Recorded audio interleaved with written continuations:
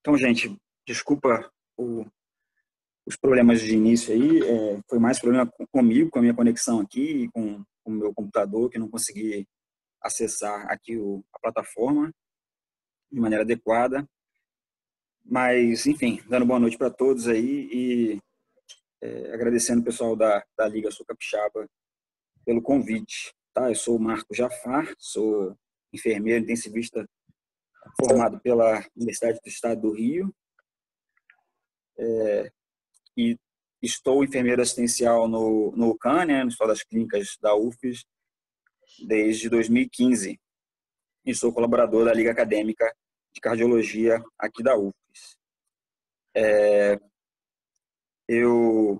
Desde outubro para cá, eu fiz criei um perfil profissional no Instagram para tentar compartilhar algumas coisas relacionadas à profissão, né, enfermeiro, enfermagem, com as pessoas, enfim, e tentar, de alguma forma, ajudar alguém que tenha dúvidas com paciente crítico, principalmente urgência e emergência, de maneira secundária.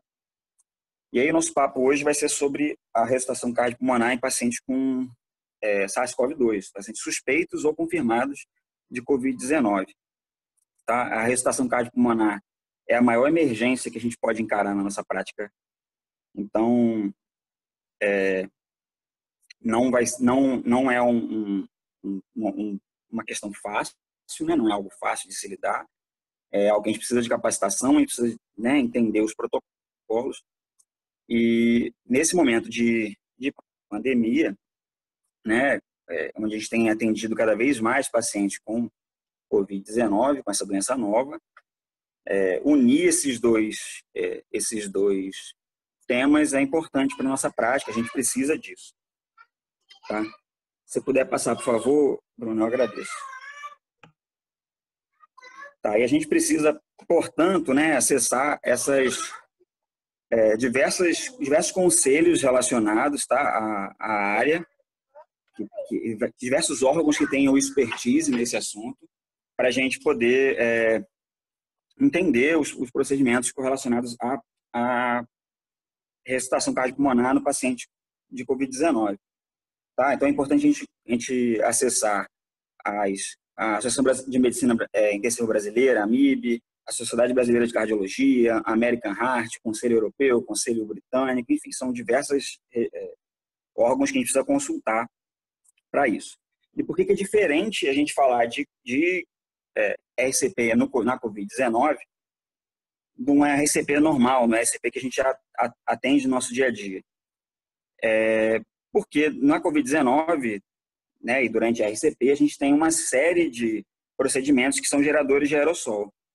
Então, a gente precisa se programar, precisa se organizar, nossos serviços, para que a gente possa atender essa parada de maneira que a gente não vai expor mais gente a essa doença nova, a esse agente etiológico, e a gente não vai contaminar a nossa equipe, enfim. Então, por isso que, no fim das contas, é diferente o atendimento do paciente com Covid-19. E aí eu optei por dividir o nosso papo aqui em 5 momentos, né? A gente vai falar primeiro do suporte básico de vida, suporte avançado, falar da instalação de uma via aérea avançada, que é um outro momento que exige atenção e que é um momento diferente na Covid. Falar do uso da ventilação mecânica na RCP, que também é uma novidade. A gente até então utilizava o dispositivo bolsa-válvula máscara. E um momento para a gente poder discutir e tirar as dúvidas e tudo mais. Então, falando primeiro do suporte básico, a gente já muda no primeiro ponto, que é identificar a parada cardíaca. Tá? A identificação da PCR, ela muda em relação ao convencional, porque as orientações que a gente tinha até o momento, né, antes da pandemia, era de você observar a vítima, né, ela não respondendo, você checaria pulso e observaria as respirações dela, né? Então você chegaria seu rosto, faria a abertura das vias aéreas, chegaria seu rosto próximo da vítima, escutaria o som, né, e sentiria o som com a sua face e olharia para o tórax para poder observar se o paciente tinha respirações ou não. Essa orientação, segunda orientação, não é mais não é utilizada durante a pandemia da Covid-19. Se você tem suspeita ou caso confirmado de coronavírus, você vai apenas chamar o paciente, né, chamar e tocar no paciente para ver se ele te responde ou não e checar pulso. Esse movimento de checar a respiração não é indicado por conta do risco de contaminação.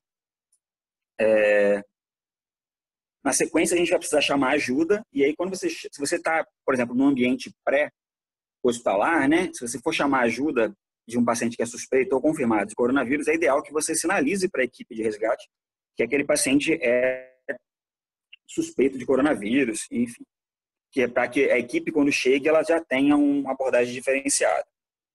Tá? A orientação que a gente tem, que se mantém, iniciar as compressões, no caso, se a gente identificar a parada cardiorrespiratória, né? Iniciar as compressões até a chegada do desfibrilador externo, do DEA. Óbvio que aqui no nosso país a gente tem pouco desse aparelho disponível, tá? Alguns shoppings, algumas instituições disponibilizam esse aparelho, mas ele é importante para o suporte básico de vida, né? Se o paciente tiver ritmo chocável, você ter um aparelho desse é muito importante. Tá? Então, você inicia compressões efetivas. Eu não sei se fica claro para todos aqui, mas as compressões efetivas são aquelas compressões que você faz no tórax do paciente, tem uma depressão do tórax de 2 polegadas, né, ou 5 centímetros. Você obedece uma frequência de 100 a 120 compressões por minuto. Tem até a brincadeirinha para poder gravar aí qual é a frequência correta de cantar a música Stay Alive esqueci o nome da banda agora, mas tem o Baby Shark também, que ajuda a gente para quem tem criança pequena aí, quem conhece essa musiquinha, pode cantar para poder ajudar na hora das compressões, né? Para facilitar manter o ritmo nas compressões. E deixar o tórax retornar, não se apoiar no tórax do paciente. Você comprime os 5 centímetros e você retorna à posição inicial para poder fazer uma nova compressão. Tá? A utilização do desfibrilador externo, ela é um procedimento que não gera, a princípio, aerosolização. Tá? Então, você pode utilizar esse aparelho, mesmo sem paramentação completa para aerossóis. Então, se você tiver, por exemplo, num pré-hospitalar, né, você presenciou um parente, alguém conhecido que teve uma parada cardíaca por conta do coronavírus, você pode iniciar a GCP, se você tiver disponível, você pode aplicar o choque mesmo sem as paramentações completas. Tá? Pode passar, por favor, Bruna? Tá, volta um pouquinho, por favor. Isso, aí tem a utilização da bolsa válvula mágica, tá? Eu coloquei um asterisco aí porque é um ponto de falta de consenso entre as entidades, tá? Algumas entidades vão sinalizar para que você utilize a bolsa válvula mágica, outras entidades vão dizer que você não deve utilizá-la. Tá? As entidades nacionais aqui, Abramed, AMIB, elas sinalizam que você precisa utilizar esse dispositivo chamado AMBU, né? Conhecido como AMBU. Você não deve utilizá-lo, mas as entidades internacionais orientam a utilização dessa bolsa válvula mágica. Tá? A utilização dela vai ser pela mesma característica das outras na parada normal, né? A parada sem ser Covid-19. Você vai utilizar 30 compressões para cada 2 ventilações, não muda. E pode passar, por favor, Bruna? A nossa forma de utilização dessa bolsa vai ser dessa forma como está descrita idealmente, né, da forma como está descrita aí na imagem, com 2 socorristas, um socorrista apenas segurando a máscara, tá? Usa os 2 polegares e pressiona a máscara contra a face do paciente, tá? Utilizando a ponta dos demais dedos para poder segurar o maxilar. Então, a máscara tem que estar bem vedada na face do doente. Esse procedimento é um procedimento gerador de aerossol. Tá? Então, essa imagem que eu estou mostrando aí não é uma imagem de atendimento de paciente com coronavírus, até porque é difícil achar esse tipo de imagem, né, disponível na web aí, mas a princípio você estaria que estar totalmente paramentado para a utilização desse dispositivo e, de preferência, a utilização entre uma máscara na face do paciente e o AMBU, dispositivo bolsa-válvula, você precisaria ter também um filtro, de preferência um filtro EPA. Se não tiver disponível o filtro EPA, um filtro HMF, que é um filtro de aquecimento passivo mas é para diminuir isso, né? A utilização desses filtros são para diminuir a aerosolização no fim das contas durante a utilização. Se você tiver só 2 pessoas atendendo o paciente com necessidade de fazer as compressões e a ventilação, é ideal que a pessoa que está comprimindo o tórax vai ser a mesma pessoa que vai acionar a máscara, que vai apertar a máscara, a bolsa, perdão. Porque o outro socorrista vai precisar ficar exclusivamente vedando a face do paciente com os 2 polegares e usando as 2 mãos para isso. Tá? Pode passar, por favor, Bruno. A suplementação de O2 de maneira passiva também é a controvérsia com relação à utilização da bolsa-válvula máscara no suporte básico. Tá? Então, quando você não tiver disponível a bolsa-válvula máscara ou quando você não quiser utilizá-la, enfim, você não tiver a vontade para utilizar, não tiver equipamento para utilizá-la, o ideal é que você coloque uma suplementação de O2, uma máscara com reservatório no paciente, para que de maneira passiva ele inale mais oxigênio. Tá? Não é tão efetivo, obviamente, quanto a compressão da bolsa enfim, ativamente você jogando oxigênio para esse paciente, mas é uma alternativa que a gente tem, e as sociedades brasileiras, né, tanto a SBC, a MIB, a Abramed, elas têm orientado a fazer esse tipo de complementação de oxigênio. Pode passar, por favor, Bruno. Não sei se fica bom para que todos vejam, mas, enfim, de qualquer forma, tá disponível no site da American Heart. Tem aí um fluxograma, né? É um fluxograma mesmo de atendimento do suporte básico. Tá? Então, você precisa se paramentar, né? Limita a quantidade de pessoas que estão atendendo aquele paciente. Se a vítima foi responsiva, aí você tem que checar pulso e tudo mais, enfim, aí vai seguindo as orientações que a gente estava conversando até aqui. E é isso, pode passar, Bruno, por favor. Agora a gente vai para o suporte avançado de vida. Tá? Dentro do suporte avançado, a gente deve priorizar a via aérea definitiva do paciente. Tá? Principalmente a intubação orotraqueal desse paciente deve ser priorizada nesse momento.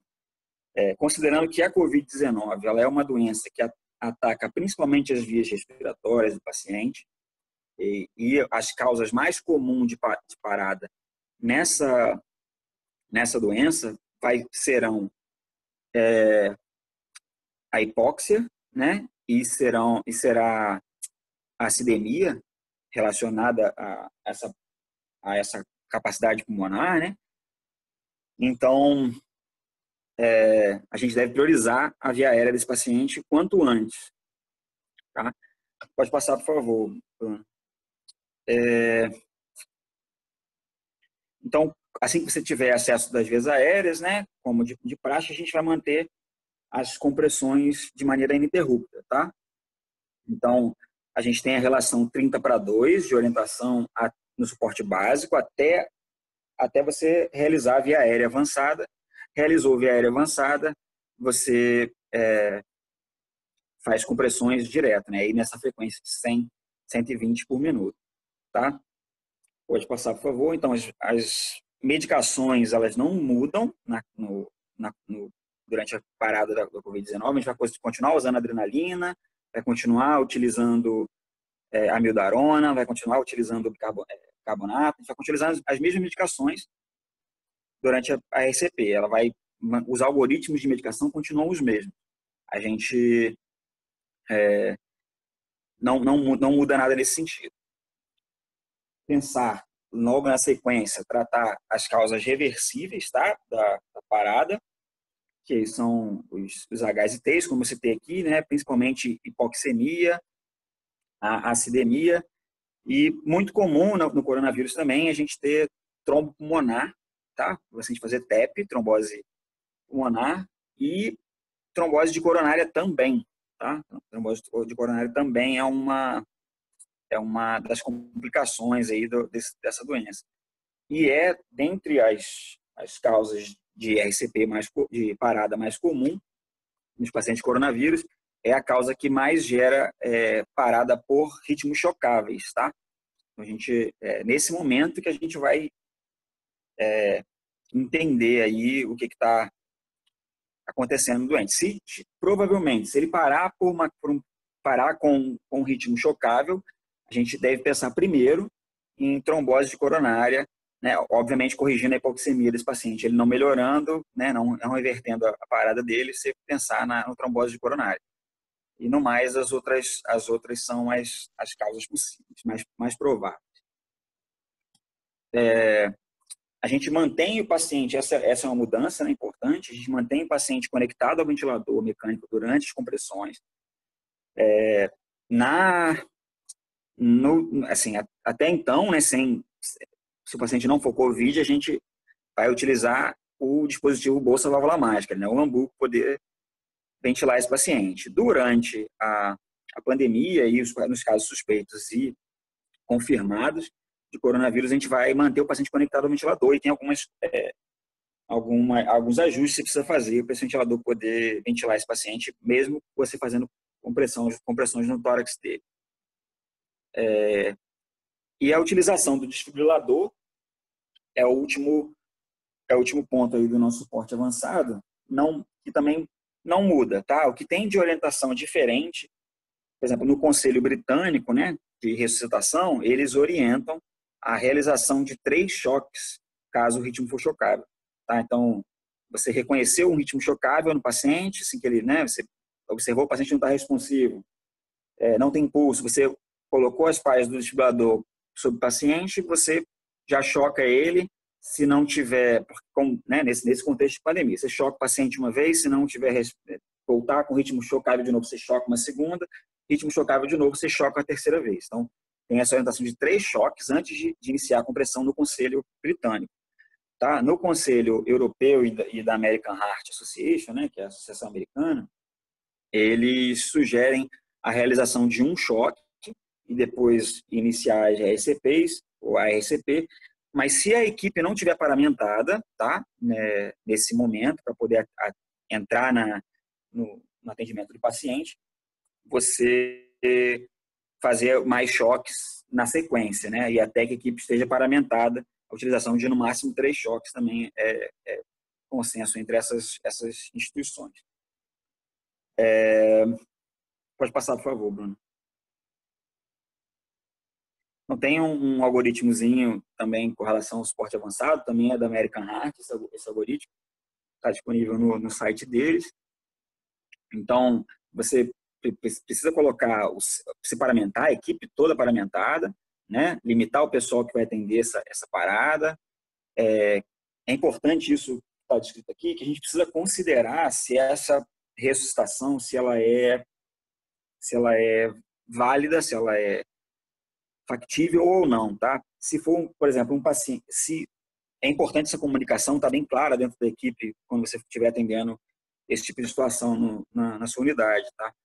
Porque precisa estar claro para todos, aquele paciente que tem uma decisão de não ressuscitação, precisa estar claro para todos, aquele paciente que tem, por algum motivo, ele não quer ser entubado, por exemplo, precisa estar claro e documentado para que todos da equipe tenham acesso. Então, isso evita, de qualquer forma, a gente estar se expondo sem necessidade, tá? Se o paciente tem uma ordem de não ressuscitação, não tem porquê, numa emergência, né, você entrar no box do paciente e iniciar as compressões, sendo que é um procedimento gerador de aerosolização e com risco de contaminação da equipe. Então, você precisa avaliar bem isso, tá? E você vê que logo na American Heart ele já define, se o ritmo for chocável, você choca, Se não for, você mantém as compressões e você para as compressões no momento que for, no momento que estiver pronto a intubação, você para as compressões e faz a intubação do paciente, acessa a via aérea dele. Tá? No mais, não muda, né? As compressões a cada os ciclos de 2 minutos, troca do profissional que está comprimindo, as medicações não mudam. Essa é a hora que se o paciente já não tiver um acesso venoso, você garantir um acesso venoso ou intraósseo no paciente, tá? E eu acho que é isso que eu tinha para colocar desse ponto, de suporte avançado. Bom, agora a gente conversando sobre a parte da via aérea avançada, que é um ponto que mudou bastante coisa, tá? Relacionado ao atendimento do convencional a uma parada cardíaca. Então, a gente orienta que o profissional mais experiente, mais capacitado, seja o profissional responsável por essa intubação.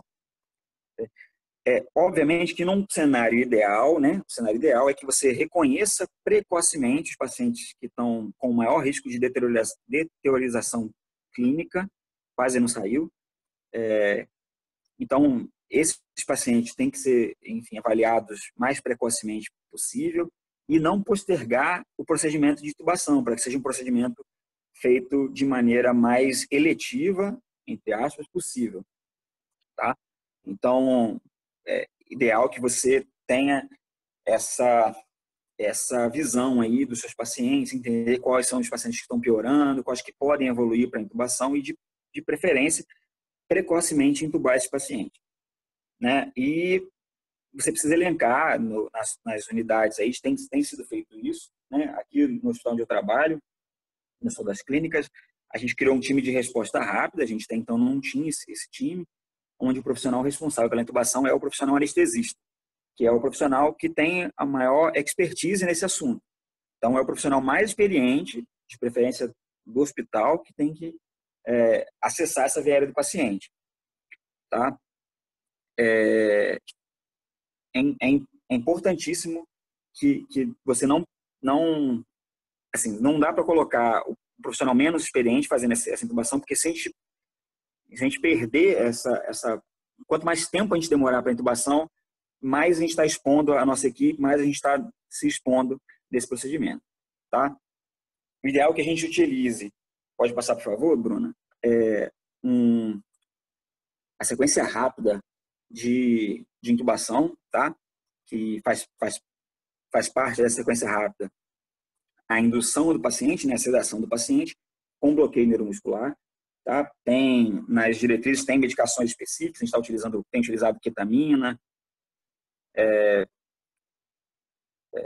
de bloqueadores a gente tem utilizado ronpurônio, succinilcolina, então a gente tem utilizado medicações de indução, mais bloqueio do paciente, para que você não tenha reflexos de tosse, coisas nesse sentido. Tá? Perdão, me ouvem? Sim.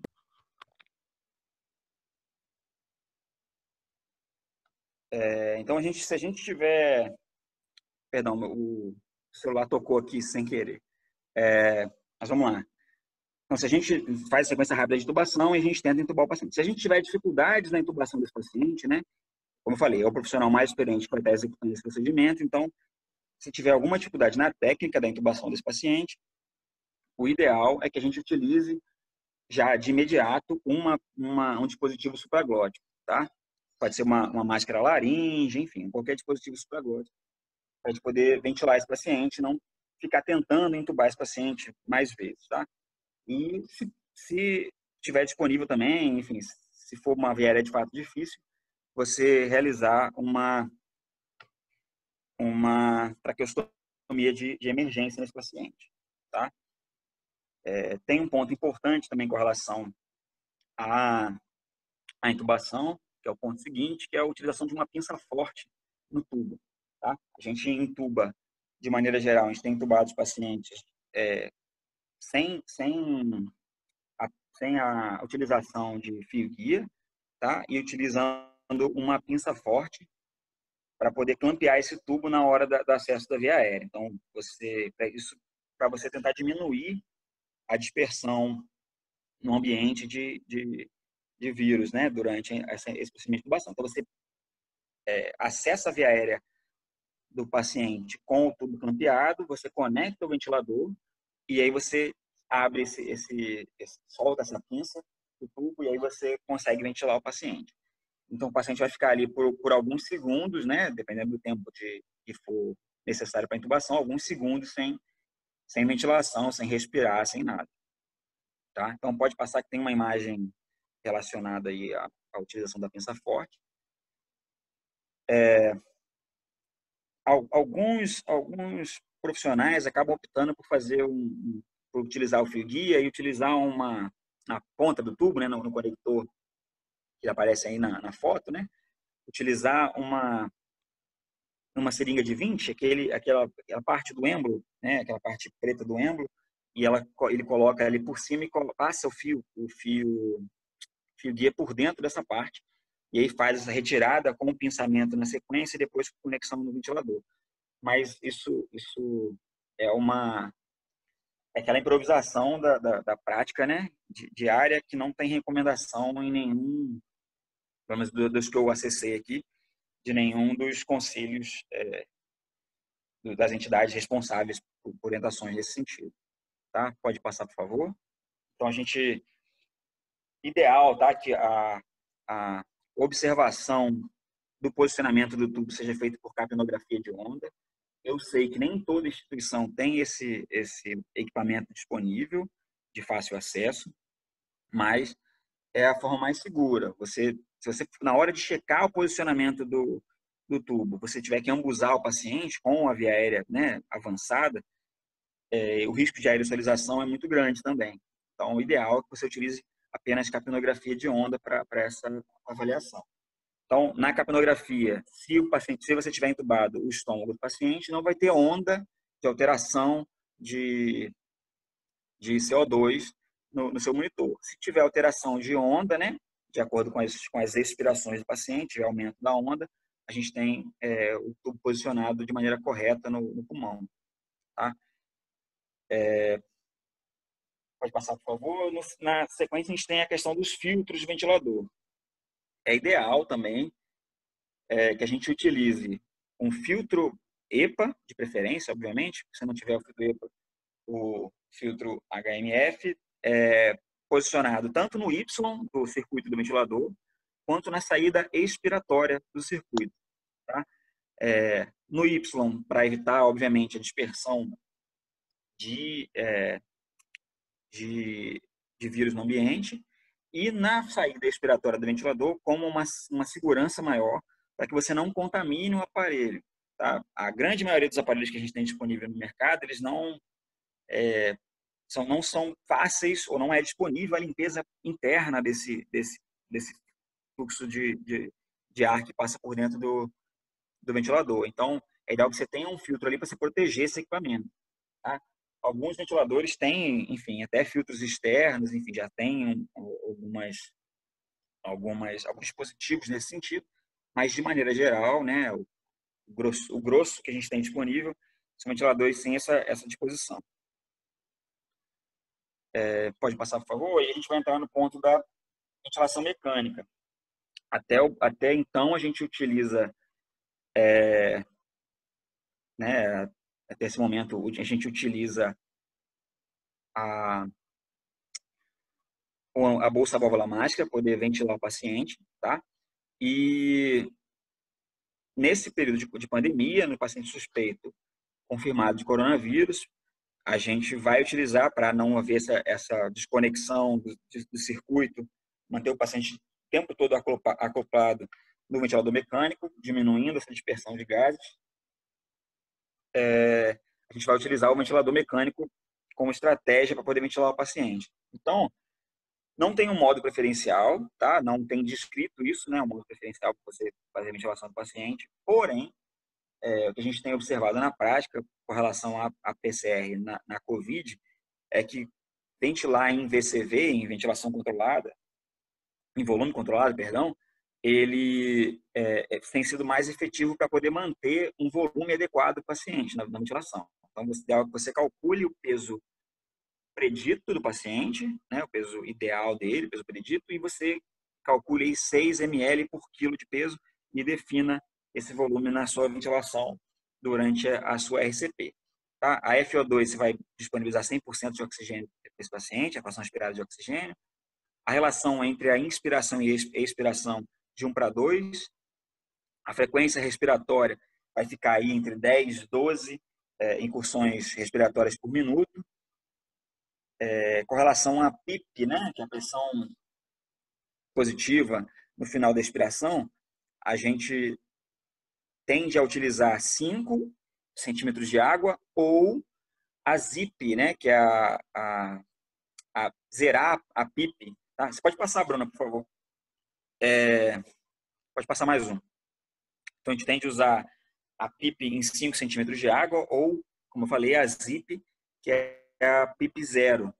Como a gente, durante a utilização da bolsa válvula mágica, a gente não vai ter um dispositivo que é a PIP, né? A gente não vai ter PIP, a PIP é zero nesse momento, a gente pode utilizar a PIP de zero também durante a ventilação. O que acontece com relação à mecânica de compressão, ventilação mecânica, né? Se você mantém uma pressão positiva no pulmão, você diminui o retorno venoso para o coração do paciente, você deixa o tórax dele mais duro para que você não consiga comprimir. Então, pode ser a utilização do ventilador mecânico durante a parada cardiorrespiratória pode ser um limitador da sua compressão, da qualidade da sua compressão. Por isso, parece mais ideal você utilizar a PIP de zero, porque você mantém, você exclui aí uma pressão positiva no final da expiração, permitindo uma compressão mais efetiva. Pode passar, por favor. Tá, na sensibilidade do ventilador, é ideal a gente desligar, se ele tiver essa opção, ou você deixar o ventilador menos sensível possível. Tá? Por quê? Como você está realizando compressão no tórax do paciente, então você está aplicando uma pressão externa no tórax do seu paciente, é possível que essa pressão que você está aplicando, ela gere um disparo no ventilador mecânico se você não zerar ou aumentar a acessibilidade do ventilador. Então, pode ser que você fique, a cada compressão, gerando um novo disparo no ventilador, ele vai reconhecer aquilo como um trigger do paciente, né, o início de uma ventilação do paciente, e ficar a todo momento mandando fluxo para o paciente. Então, o ideal é que você desligue a acessibilidade, né, deixe o ventilador sem acessibilidade nenhuma, sem que o paciente fique no modo mais dependente do ventilador possível ou menos sensível. Aí depende se você está ventilando a fluxo ou a pressão. E, por último, né, o alarme de pressão máxima você ajustar para 60 centímetros de água. Como você vai estar comprimindo o tórax do paciente, vai estar gerando uma pressão no tórax, se você não ajustar os alarmes, ele vai acabar mandando menos volume do que o necessário para esse paciente. Tá? Então, é ideal que você ajuste os alarmes para 60 centímetros de água e garantir de 4 a 6, pelo menos, de 4 a 6 ml por quilo de peso predito do paciente. Tem uma formulazinha para calcular esse tipo de esse peso ideal, enfim, o volume que você vai utilizar, mas a gente geralmente usa por consulta, a gente dificilmente consegue lembrar isso de cabeça, pelo menos eu não lembro essa formulazinha. Mas pode passar, Bruno, por favor. Pode passar mais um.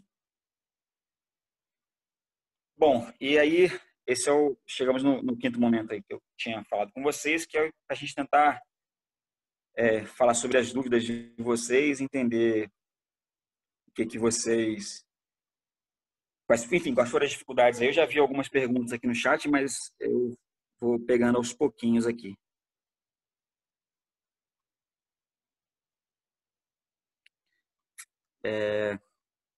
Bom, vou de trás para frente aqui que acho que fica mais fácil. O Lucas perguntou a respeito do CPAP e BIPAP, né, em pacientes com coronavírus. Lucas, dentro do ambiente hospitalar, essa utilização de CPAP, BIPAP, né, em casa, paciente que é dependente desse tipo de assistência, como está funcionando.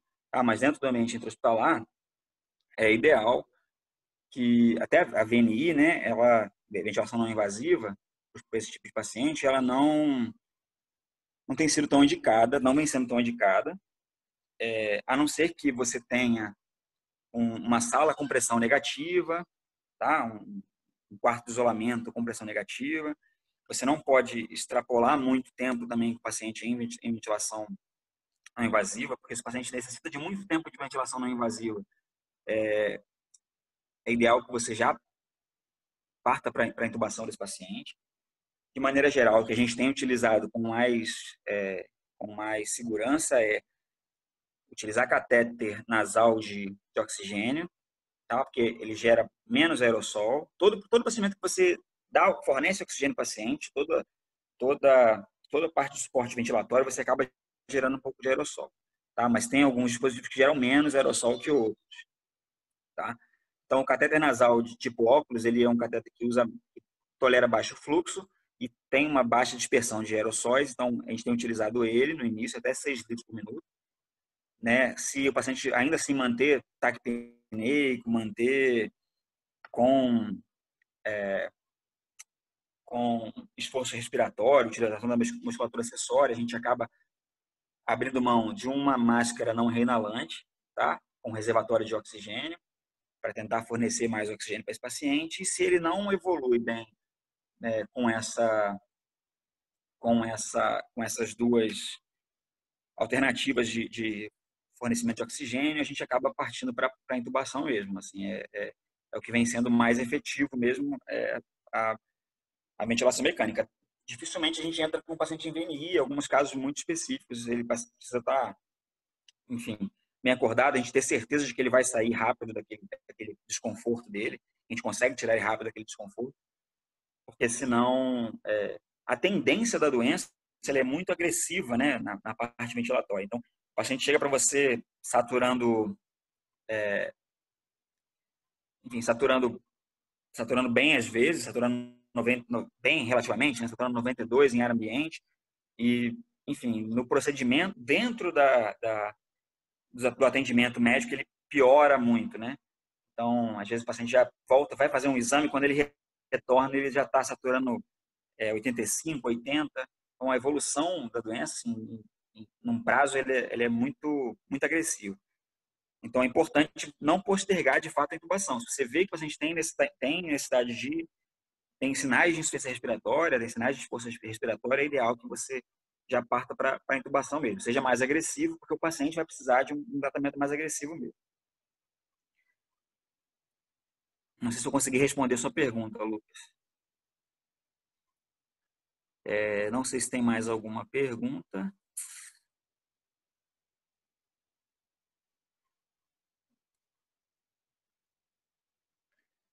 É,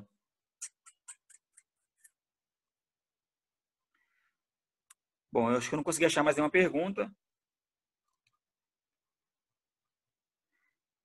Você pode passar, por favor, Bruno?